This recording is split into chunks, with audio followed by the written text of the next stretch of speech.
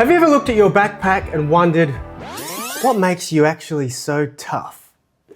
There's a good chance that the answer is Cordura. It's not a brand name that most people will know, but if you've used a backpack that survived years of daily wear, travel, outdoors abuse, all that stuff, you've probably encountered Cordura. Today we are unpacking what Cordura is, how it's made, why it was created, and why it is still one of the most trusted materials in the world of carry. Cordura's story actually starts all the way back in 1929. It was developed by DuPont, the same company behind Kevlar and nylon. But back then it wasn't nylon, it was rayon, and it was originally made for tires in World War II. By the 1940s, Cordura had become known for its strength and durability in military applications, particularly during World War II. It was literally used inside of truck tires to keep them from tearing up under pressure. But the big shift came in the 1960s. That is when DuPont re-engineered Cordura into a nylon fabric, and that changed everything. Suddenly, Cordura wasn't just for tires, it was for backpacks, military packs, motorcycle gear, luggage, and its uses just kept on growing. But what is Cordura really? Well, technically it's a high tenacity air jet textured nylon, but more simply, it's a fabric designed to take a beating and keep on going. It comes in different weights. You've probably seen things like 500D or 1000D Cordura. The D stands for denier, which measures the thickness of the yarn. The higher the number, the thicker and heavier the fabric. So 1000D is tough but heavier. 500D is a bit more balanced, still durable, but it's lighter, it's more flexible. And we've got a couple of different types of Cordura to show you later in this video. So Cordura is made using high tenacity nylon 6/6 yarns that are first air jet textured, which is a process that blasts all of the fibers with turbulent air to create a bulkier, sort of spun-like structure that has increased strength and abrasion resistance. These yarns are then woven on industrial looms, which precisely control the tension and the pattern to produce a really dense, durable fabric. They often use the 2x2 basket weave, which is what we've got here, and that interlaces the groups of yarn into a checkerboard pattern, which gives it added toughness. And that's why you use a machine to do that, not your hands. I'm sure very skilled people can do it with their hands. But that's the basket weave. After weaving, the fabric is finished with treatments like polyurethane coating or a DWR, durable water repellent, to boost the water resistance and also the long-term durability. And then the result is a fabric that is engineered for some serious wear. It's perfect for backpacks, slings, and your everyday carry. Cordura is also dyed using really high-quality processes to resist fading. So not only are they strong and tough, but they also stay looking decent longer. So, why was it made? Originally, it was all about durability in tires, but once it evolved into this fabric, the goal became much broader.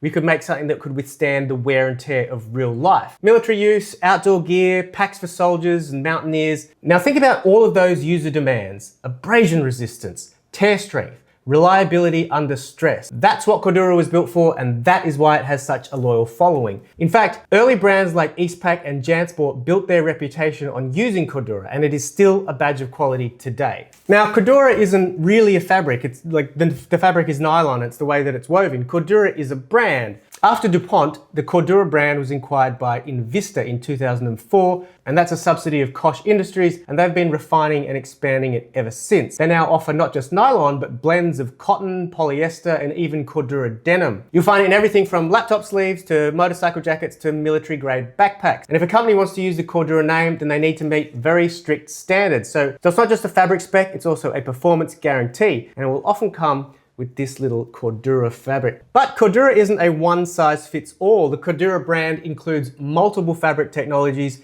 each designed for its own purpose. So let's take a look at the main ones. First up is Cordura Ballistic. So this is one of those dense 2x2 basket weave nylon filament fabrics which were originally developed for military body armor. It's got exceptional tear resistance and impact durability and a sleek finish thanks to that high tenacity nylon. It's used for backpacks, luggage, motorcycle gear, where rigidity and puncture protection matter. Next up, we have classic Cordura. Now this is the original nylon, ranges from I think 30D to over 1000D, and it's got a great balance of abrasion resistance, tear strength, and flexibility, and with a PU coating, pretty good for water resistance. So you'll often see this in the same sort of things: workwear, military gear, backpacks, footwear, general applications that need to be really rugged. This is a Goruck GR1 from 2017. It is 1000D and it has been beaten to shit, and it still looks great, still holds up great.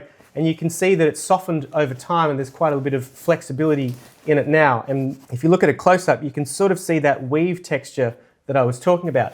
Now, the Goruck is famous for actually being so tough and so abrasion resistant that it actually damages people's clothes, people that wear probably very soft shirts. I don't know.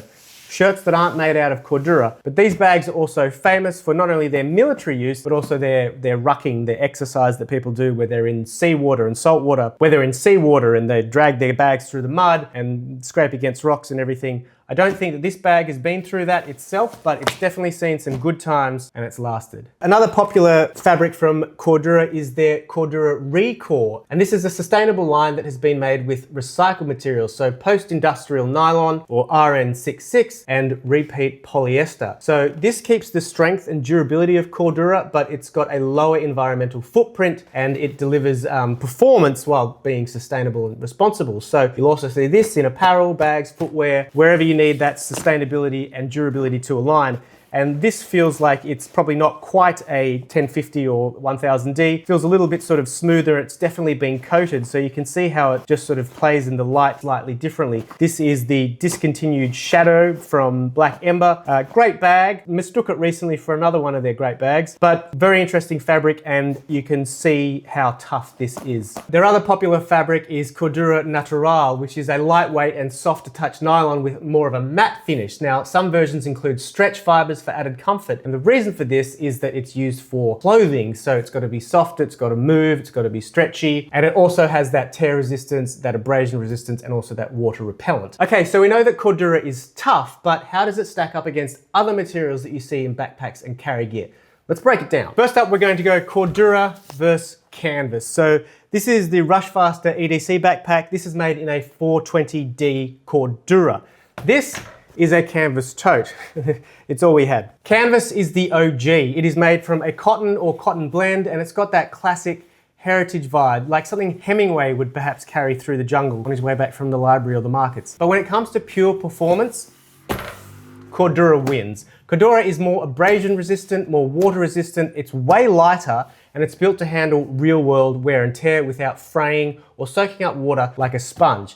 Yep, canvas looks great. Not bagging out canvas, but Cordura lasts longer, especially when weight and weather are factors. Next up, we have Cordura versus Riptop. This is a 500D from Alpha 19er. This is their discontinued, unfortunately, Evade, or it's not discontinued, it's Evolve. But this is 500D in the Evade 1.5, and this is the Matador Seg 28. So this is in Riptop, and you can see the Riptop pattern there. It's a dead giveaway. Riptop is designed to stop tears before they spread, thanks to this signature sort of reinforced grid pattern. It's lighter than Cordura.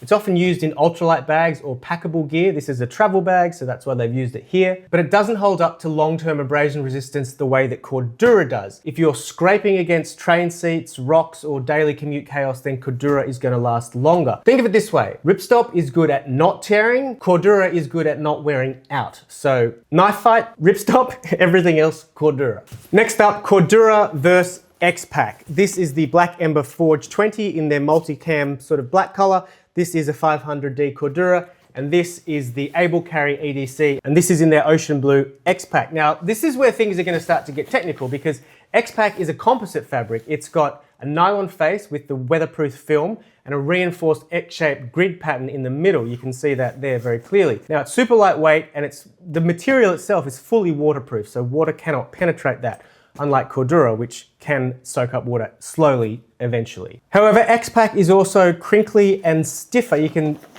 sort of hear it crinkle, and you can see how it doesn't sort of drape quite as nicely as this fabric over here, the Cordura. So this is great for bike bags or minimalist hiking packs, but it's not as soft and forgiving as Cordura is in daily use. So if you want something that's weatherproof above all else, then Xpack is going to be the winner.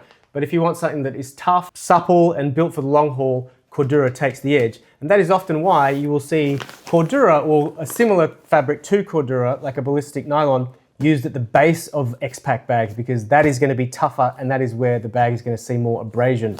So it's a combo that they've used, the Able Carry has used very well here. So what is the best material? Well, it depends, because if you want comfort and ruggedness, go Cordura, but if you want lightweight protection, then go for Riptop. Or if you need structure and waterproofing, you go for Xpack.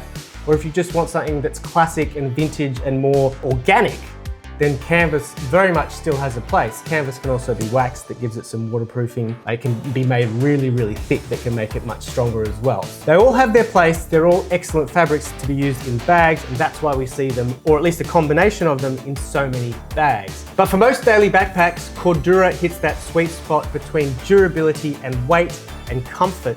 It's a material that we keep coming back to for a reason. That's why we've put this 420G in our backpacks. And you can see it draped nicely, but it's tough. It is a really solid option. That is why people keep using it in their backpacks. Here's the bottom line. A good backpack is only as good as its materials. And Cordura helps a bag not only last longer, but perform better and handle that real world abuse. So that's why you're gonna find Cordura in so many bags. We use it in our bags, in our slings, in our pouches, in our pencil case. And for your daily commute, if you travel hard or you just want gear to go the distance, then Cordura is a material that you want on your side. So when you see that Cordura is used in a bag, it is a material that you can trust. You know that it's going to go the distance. You know that it's going to hold up to any abuse that you throw at it. So next time you see Cordura in a product tag, you'll know it's not just marketing. It is a legacy of durability that started with tires in World War II and has made its way to some of the best gear on the planet. And that's why we think that it's the unsung hero of your backpack. Did you like this deep dive? Let us know in the comments if you want us to explore any other materials or any other aspects of bags. Yeah, hit us up down there. Let us know what your preferred material is for a bag. I'm a big fan of Riptop personally. I like the way that it feels, but I'll never go past a bag with Cordura, like ever, because it's just gonna perform. I can trust it. Just in case you're interested, I have left links in the description below of all of the bags that we've talked about today, so check that out. Some of them unfortunately unavailable, but there will be a great alternative probably from the same brand. So check that out. These are just the bags we had on hand that were in the different deniers and the different materials, so check that out. And I won't have a link for the canvas tote, but go to your local library. I'll give you one, I'm sure. So like, subscribe, sign up to the newsletter. I'm Roland from Rushfaster. Take care, and I'll see you in the next one.